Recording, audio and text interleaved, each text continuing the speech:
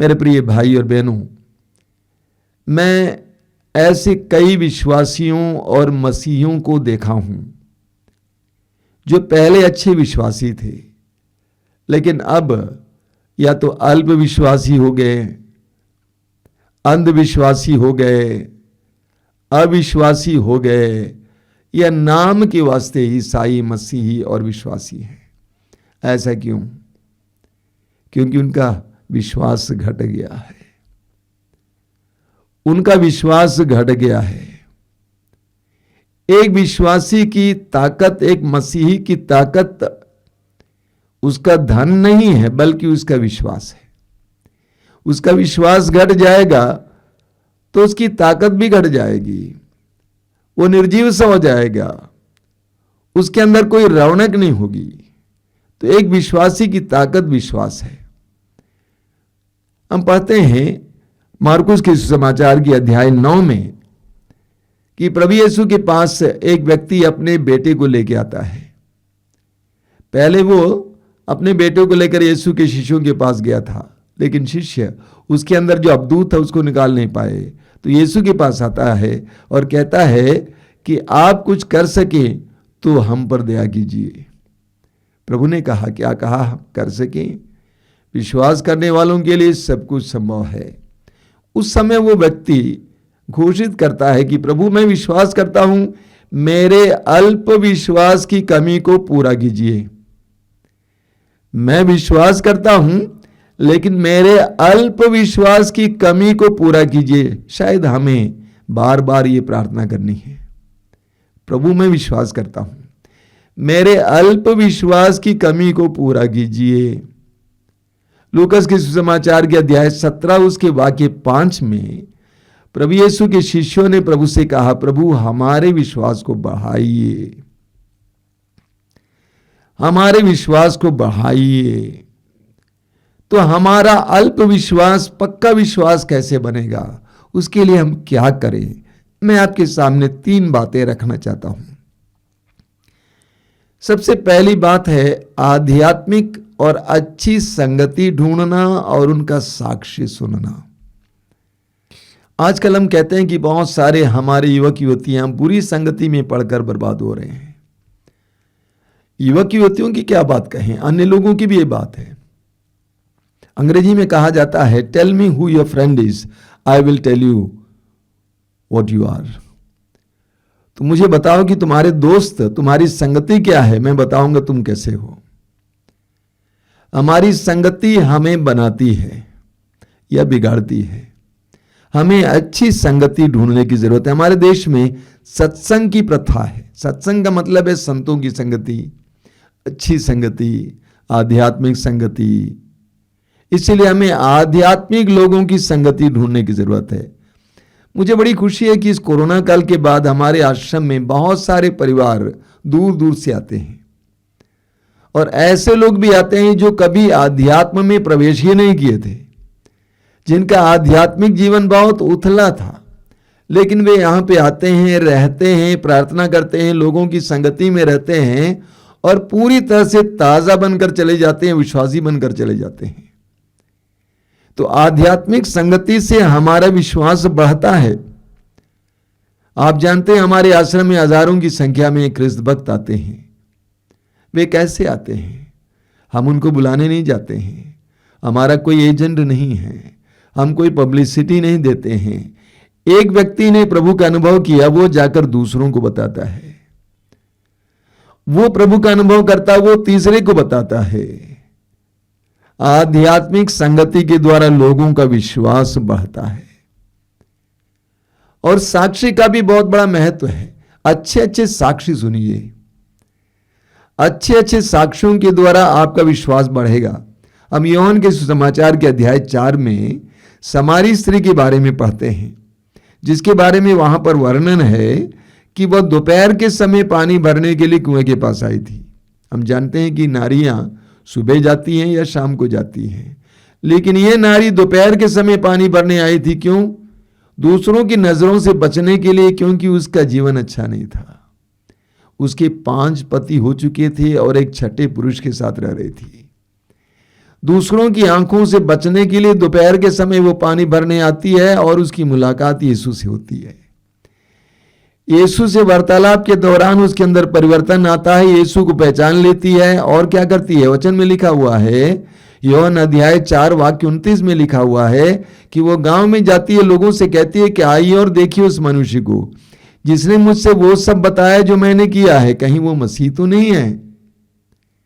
वाक्य 39 में पढ़ेंगे, वाक्य 39 में लिखा हुआ है, लोगों ने यीशु पर विश्वास किया क्योंकि उस नारी ने कहा कि उसने मुझसे वो सब कहा जो मैंने अपने जीवन में किया है। उस एक नारी के साक्ष्य के द्वारा समारिया के उन गांवों से लोग यीशु के पास आए, यीशु पर विश्वास किए और यीशु को अपने घर पे ले गए, उस नारी के साक्ष्य के द्वारा। मैं अपना एक उदाहरण देता हूं। कई साल पहले की बात है, मुझे एक वीडियो क्लिपिंग देखने का मौका मिला। बहुत साल पहले एक अभिनेत्री है दक्षिण भारत की, और वो भारत की सारी भाषाओं में अभिनय करने की चाह रखती थी और इसीलिए उसने अपने आप को डायरेक्टर्स और प्रोड्यूसर्स के हाथ में दे दिया। अब जवानी बीत गई, जैसे जैसे जवानी बीत रही थी उसके अंदर ग्लैमर कम होता गया और वो अपने में बहुत ज़्यादा ग्लानि और अकेलापन महसूस करने लगी। वो शराब पीने लगी, नशे के अधीन हो गई। उनके मित्र उसको एक साधना केंद्र ले गए और वहाँ पर हजारों लोगों के बीच वो प्रभु के वचन को सुन रही थी और वहाँ पर उसने सबके सामने ये घोषित किया कि मैंने एक पाप में जीवन जिया लेकिन प्रभु यीशु ने मुझे माफ किया है, मैं शुद्ध हो गई हूं। उस नारी का साक्ष्य मैं सुन रहा था। वो नारी एक टेबल के पास बैठी हुई थी, उसके टेबल पर बाइबल रखी हुई थी, साधारण वस्त्र पहनी थी, साड़ी के पल्ले से अपने सिर को ढकी थी, बड़े शालीन रूप में बैठी थी। जबकि मैंने उसकी फिल्में देखी हैं, शालीन रूप से बैठी हुई थी और उसने कहा कि अंत में मैंने सच्चे आनंद का सच्चा स्रोत पाया। मैंने ये साक्ष्य सुना, सुनते ही मैं विह्वल हो गया, मेरे आंखों से आंसू बहने लगा और मैं उठा और वहां से जाकर एक दूसरे पुरोहित के पास जाकर अपने पापों के लिए माफी मांगा, एक अच्छा पाप स्वीकार किया। अच्छा साक्ष्य हमारे अंदर विश्वास को जगाता है। तो पहली बात है आध्यात्मिक संगति और अच्छे साक्ष्य। दूसरी बात है पवित्र वचन को सुनना। रोमियों के पत्र की अध्याय 10 वाक्य 17 में संत पौलुस कहते हैं, सुनने से विश्वास उत्पन्न होता है और जो सुनाया जाता है वो मसीह का वचन है। सुनने से विश्वास उत्पन्न होता है और जो सुना जाता है वो मसीह का वचन है। यानी प्रभु के वचन को सुनने से हमारे अंदर विश्वास उत्पन्न होता है।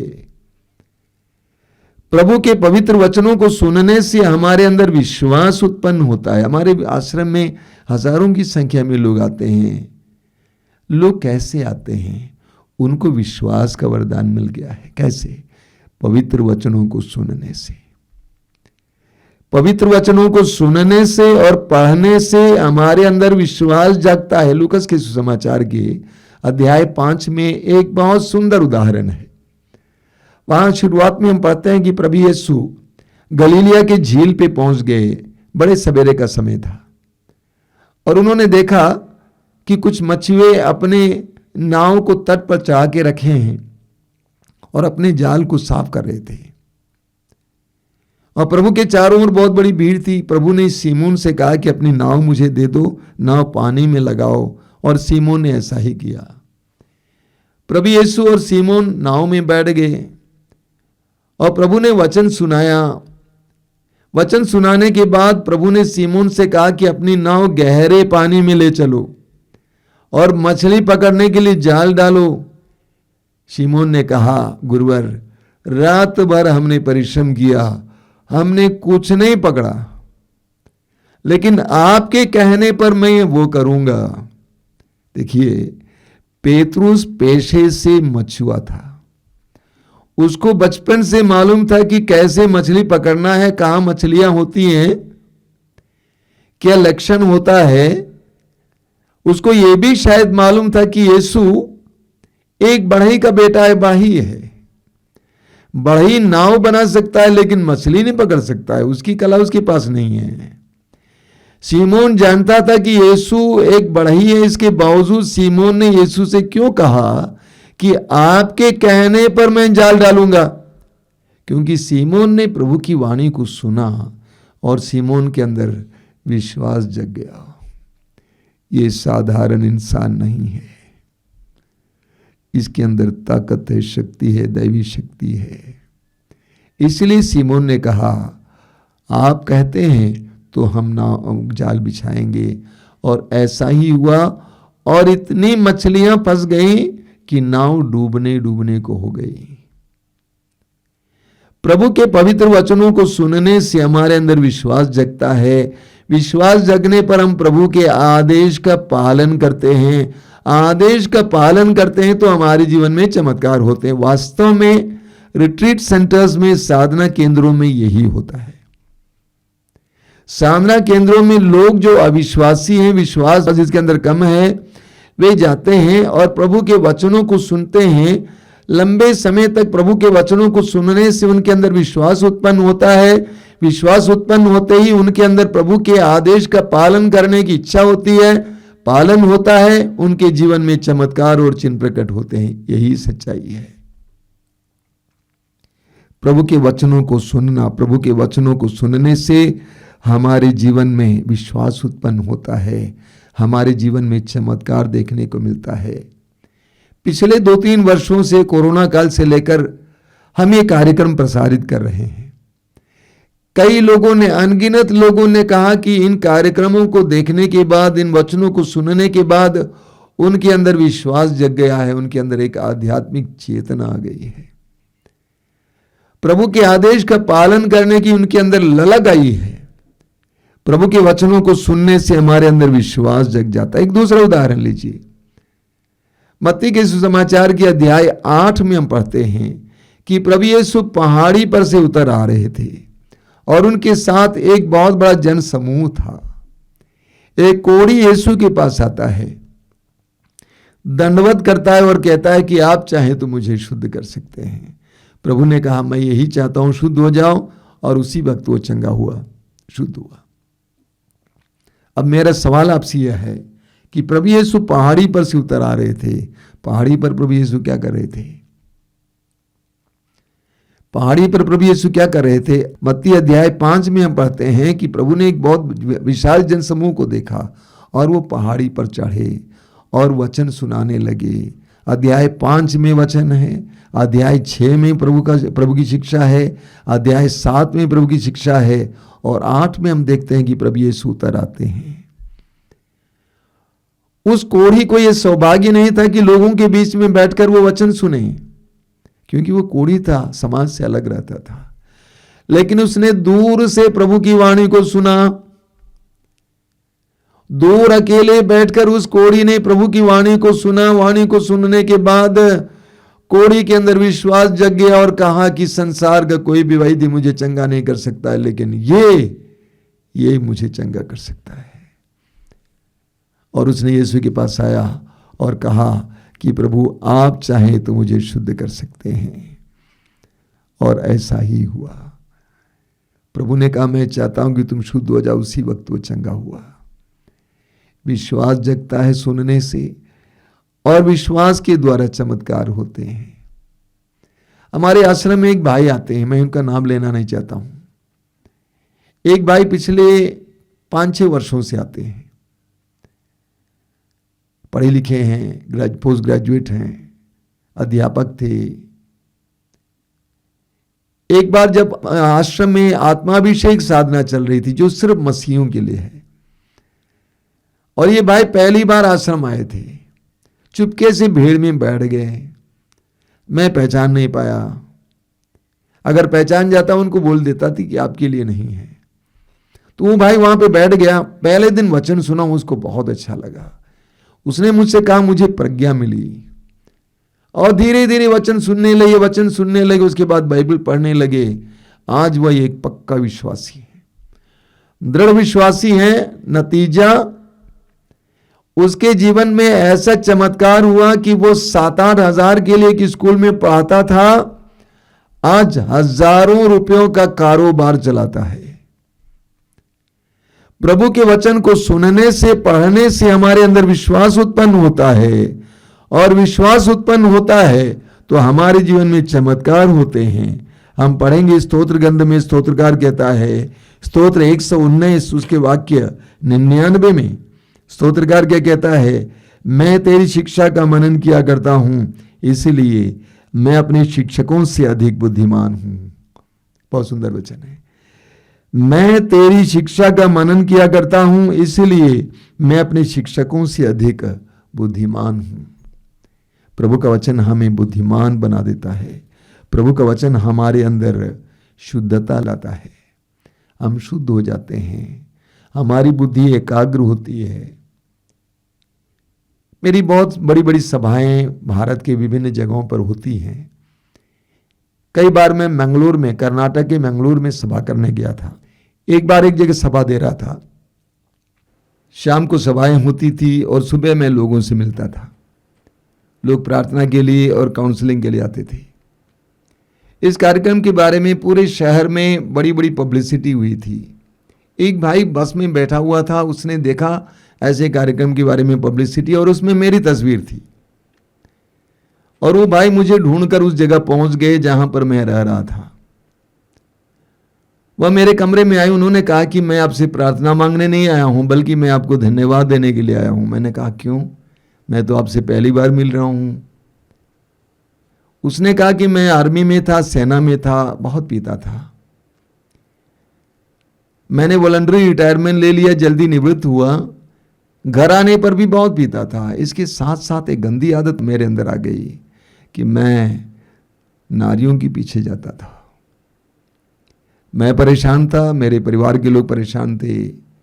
एक दिन की बात है कि मैं मोबाइल खोला, उस समय आपके प्रवचन मोबाइल में डाले हुए थे।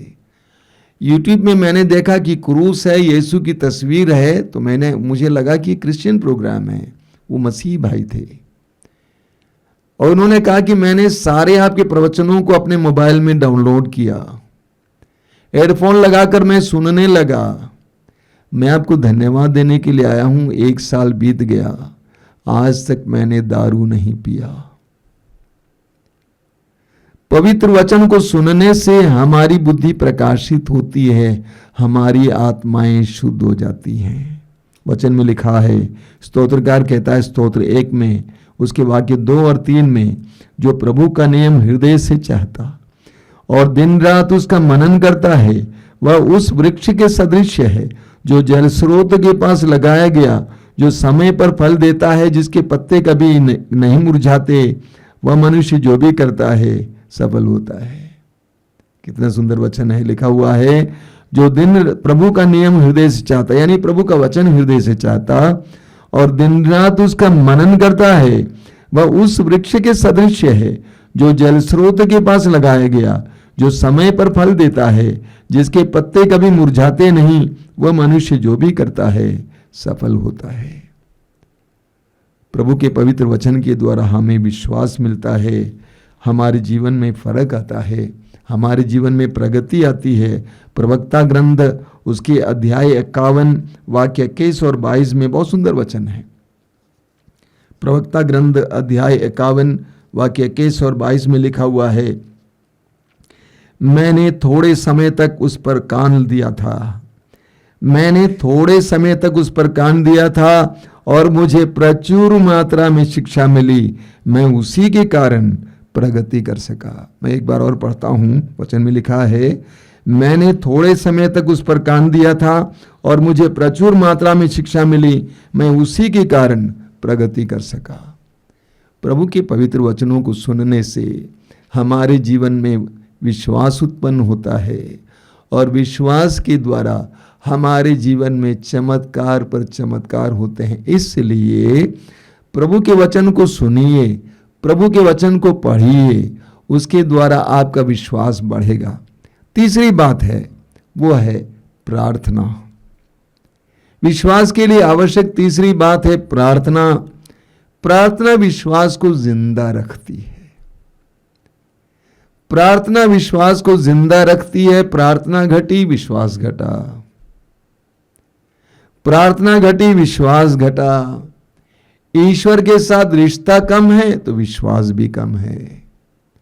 तो विश्वास को जिंदा रखने के लिए हमें प्रार्थना की आवश्यकता है। प्रभु यीशु का उदाहरण लीजिए। बड़े सवेरे भोर होने से पहले प्रभु प्रार्थना में लीन थे। रात के समय प्रभु जाग कर प्रार्थना किया करते थे। उपवास करते हुए प्रार्थना किया करते थे। लोगों को छोड़कर एकांत में जाकर प्रार्थना किया करते थे। प्रार्थना के द्वारा प्रभु यीशु अपने ईश्वर पिता से जुड़े हुए थे कि वे विश्वास से भरपूर थे। वे विश्वास से भरपूर थे, चमत्कार और चिन्ह प्रकट करते थे। जरा सोचिए, पानी को अंगूरी में परिवर्तित करना, आंधी को शांत करना, पानी पर चलना, विश्वास के बलबूते। प्रार्थना के द्वारा हमारा विश्वास बढ़ता है। इस्यास नबी के ग्रंथ के अध्याय 40 में हम पढ़ते हैं, उसके वाक्य 30 और 31 में। इस्यास नबी अध्याय 40 वाक्य 30 और 31 में वहां लिखा हुआ है, जवान भले ही थक कर चूर हो जाएं और फिसल कर गिर पड़ें, जवान भले ही थक कर चूर हो जाएं और फिसल कर गिर पड़ें, किंतु प्रभु पर भरोसा रखने वालों को नई स्फूर्ति मिलती रहती है। वे गरुड़ की तरह अपने पंख फैलाते हैं, वे दौड़ते रहते हैं किंतु थकते नहीं, वे आगे बढ़ते हैं पर शिथिल नहीं होते। प्रभु पर भरोसा रखने वालों को नई स्फूर्ति मिलती रहती है। अंग्रेजी में इसका अनुवाद कुछ अलग है। वहां भी लिखा हुआ है, Those who wait for the Lord shall renew their strength। यानी जो प्रभु की प्रतीक्षा में रहते हैं, प्रभु के सामने उपस्थित रहते हैं, प्रार्थना में प्रभु की उपस्थिति में रहते हैं, उनको नई स्फूर्ति मिलती रहती है। प्रार्थना हमारे अंदर ऊर्जा लाती है, हमारी निराशा को आशा में बदल देती है। प्रार्थना हमारे जीवन में ऊर्जा लाती है, ताकत लाती है, हमारे विश्वास को जिंदा रखती है। इसीलिए मैं कहूंगा, प्रार्थना घट जाएगी तो विश्वास भी कम हो जाएगा। ये सीधा गणित है। प्रार्थना घट गई, विश्वास कम हो गया। कई विश्वासियों से मैं मिला हूं जो प्रार्थना नहीं करते हैं। पारिवारिक प्रार्थना होती ही नहीं, व्यक्तिगत प्रार्थना भी नहीं होती है। कुछ लोग कहते हैं याद करते हैं। मैं उनसे कहता हूं, या तो तुम अपने दुश्मनों को भी करते हो। प्रार्थना नहीं करते हैं, प्रभु के साथ जुड़ते नहीं, प्रभु की आराधना नहीं करते हैं, प्रभु की स्तुति नहीं करते हैं, प्रभु के वचनों को नहीं सुनते हैं, प्रार्थना के लिए समय नहीं निकालते। उनका विश्वास तुच्छ है, कुछ बहुत कम हो जाता है, अल्प हो जाता है, ना के बराबर हो जाता है। तो प्रार्थना कम हो गई तो विश्वास कम हो जाता है। इसीलिए हमें प्रार्थना बढ़ाने की जरूरत है। हम पढ़ेंगे, स्तोत्रकार कहता है स्तोत्र 92 में, स्तोत्र 92 उसमें स्तोत्रकार कहता है, बहुत सुंदर वचन है 14 और 15 में, वे प्रभु के मंदिर में रोपे गए हैं, वे हमारे ईश्वर के प्रांगण में फलते फूलते हैं। वे प्रभु के मंदिर में रोपे गए हैं और वे हमारे ईश्वर के प्रांगण में फलते फूलते हैं। वे लंबी आयु में भी फलदार हैं, वे रसदार और हरे भरे रहते हैं। कौन? जो प्रभु के मंदिर में रोपे गए हैं। वे फलते फूलते हैं क्योंकि वे प्रभु के मंदिर में रोपे गए, उनकी जड़ें प्रभु के सानिध्य में हैं। वृद्धावस्था में भी वे फल देते हैं और हरे भरे रहते हैं क्योंकि वे प्रभु के सानिध्य में रहते हैं, प्रभु के प्रांगण में रोपे गए हैं, प्रभु की उपस्थिति में रोपे गए हैं। जब हम प्रार्थना बढ़ाएंगे तो हमारा विश्वास भी बढ़ेगा। प्रार्थना में प्रभु के साथ जुड़ जाएंगे तो हमारा भी विश्वास बढ़ जाएगा। तो मैंने आपके सामने 3 बातें रखी हैं अपने विश्वास को बढ़ाने के लिए। इसको बराबर बनाए रखना है। सबसे पहले हमें अपनी संगति ढूंढनी है। मेरी संगति किसकी है? अगर नकारात्मक बातें कहने वाले लोगों से संगति करूंगा, निराशा की बातें कहने वालों से मैं संगति करूंगा। कुछ लोग ऐसे होते हैं जो नकारात्मक होते हैं, अरे कुछ नहीं, बेकार है, धर्म क्या होता है, अरे विश्वास क्या होता है, चर्च क्या होता है, साधना क्या होती है। ऐसे लोगों के साथ आप उठेंगे बैठेंगे तो आपका विश्वास भी लुप्त हो जाएगा। ठीक इसके विपरीत आध्यात्मिक लोगों के साथ साथ उठेंगे बैठेंगे, उसके साथ रहेंगे, उसकी संगति में रहेंगे, उनसे संपर्क में रहेंगे, उनसे फोन द्वारा बात करेंगे, आपका विश्वास भी जगेगा, मजबूत हो जाएगा। और ऐसे लोगों के साक्षी को सुनेंगे, सकारात्मक आध्यात्मिक प्रभु के महान चमत्कार और चिन्हों के बारे में साक्षी सुनेंगे तो आपका विश्वास बढ़ेगा। दूसरी बात मैंने आपसे कहा, पवित्र वचन को सुनना या पढ़ना। पवित्र वचन सुनने और पढ़ने से आपका विश्वास बढ़ेगा। तीसरी बात मैंने आपसे कहा कि प्रार्थना को बढ़ाना। प्रार्थना घटी, विश्वास घटा, विश्वास घटा, निराशा, उदासी, उम्मीदों की कमी, चमत्कार नहीं, कुछ नहीं। हम विश्वासी बने। प्रभु यीशु ने थॉमस से कहा, अविश्वासी मत बनो, विश्वासी बनो, विश्वासी बनो। हमारे विश्वास को बरकरार रखने के लिए, बनाए रखने के लिए हमें सतत प्रयत्न करना है, क्योंकि वो हमारे लिए ईश्वर के द्वारा दिया गया एक बहुत बड़ा अमानत है। आइए हम प्रार्थना करें। प्रभु यीशु धन्यवाद देते हैं आज के सुंदर दिन के लिए, धन्यवाद देते हैं विश्वास के वरदान के लिए। पवित्र आत्मा को भेजकर तूने हमारी बुद्धि को प्रकाशित किया, हमें विश्वास का वरदान मिला, श्रद्धा का वरदान मिला, भक्ति का वरदान मिला। धन्यवाद। उस विश्वास को बनाए रखने के लिए हमें कृपा दीजिए, उस विश्वास को बढ़ाने के लिए हमें कृपा दीजिए, उस विश्वास को बढ़ाने के लिए प्रभु हमें जो कदम उठाना है वो कदम उठाने के लिए कृपा दीजिए। हमें अच्छी संगति ढूंढने की कृपा दीजिए, लोगों के आध्यात्मिक साक्ष्यों को गंभीरता पूर्वक सुनने के लिए कृपा दीजिए, तेरे दिव्य वचनों को, पवित्र वचनों को सुनने और पढ़ने के लिए कृपा दीजिए, प्रार्थना के द्वारा तेरे साथ जुड़ने के लिए कृपा दीजिए। धन्यवाद है प्रभु, धन्यवाद। तेरी स्तुति, तेरी महिमा, तेरी आराधना। धन्यवाद यीशु, धन्यवाद।